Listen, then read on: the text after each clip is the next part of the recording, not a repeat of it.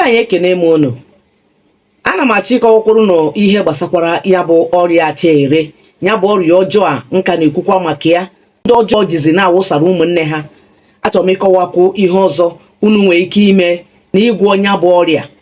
Unu mana nke gara aga m kọwara maka ya, na akọwara m otu ị ga-esi wee were mmamịrị na ntụ wee na-ete na ya. Mana nke m chọrọ ịkọwazi kịta n'ụwa bụ nke ị ga-etinye n'ọnụ, nke ị ga-eri eri. Ọ ga-abụ ọ bụrụ na itinye ya n'ọnụ, ọ banyekwa gị n'arụ, o jiekwa ebe ahụ gaa gbube nke ọbụla nọ n'ime arụ. Maka na o nwere ọtụtụ ụmụnne anyị ndị na-akọwa na nke na-eme onye ha anọtego aka na ọ bachago ọnya. Nwanne m, aga m achọ ka unu nye aka mekwara m nke a site n'ike Chukwu oke abịa, ma ọ ga-adị onye ahụ mma. Ihe unu ga-eme bụ ebe ọ bụ na unu etebego nke otite a, unu na-ete nke otite a, unu ewetara m miracle leaf. Ya bụ nke a dị n'iru akwụkwọ m kịta, miracle leaf.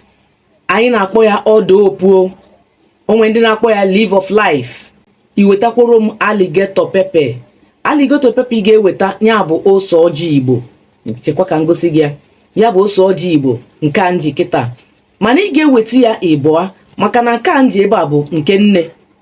Unu ma na alligator pepper nwere oke nwe nne, nke anụnwa bụ nne.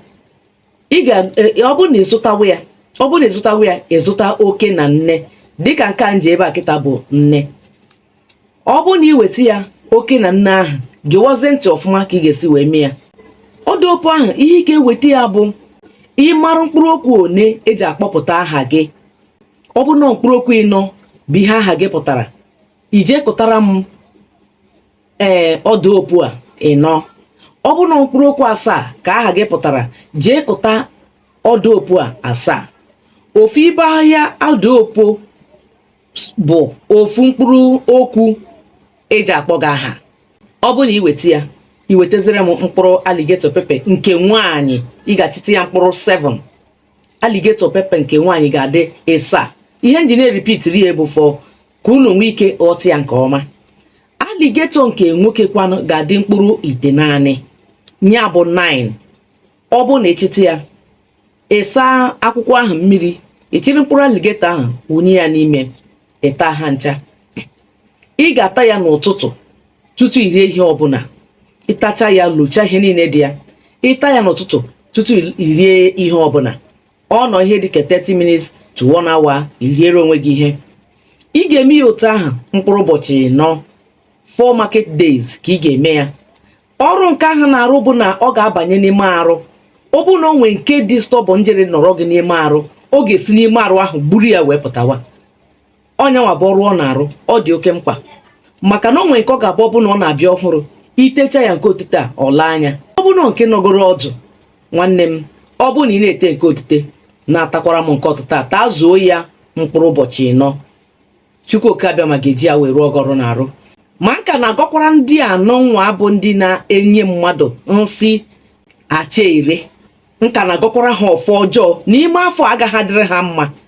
Onye ọbụla aka na-aghasara ibe ya ọgwụ achaere gbugoro ọlago ọtụtụ mkpụrụ obi n'iyi, ma ndị okenye ma ụmụaka.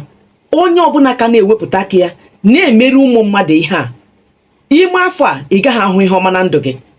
Ị ga-eji si gị wee buru aka nsị gị ga-abarịrị gị ọnụ.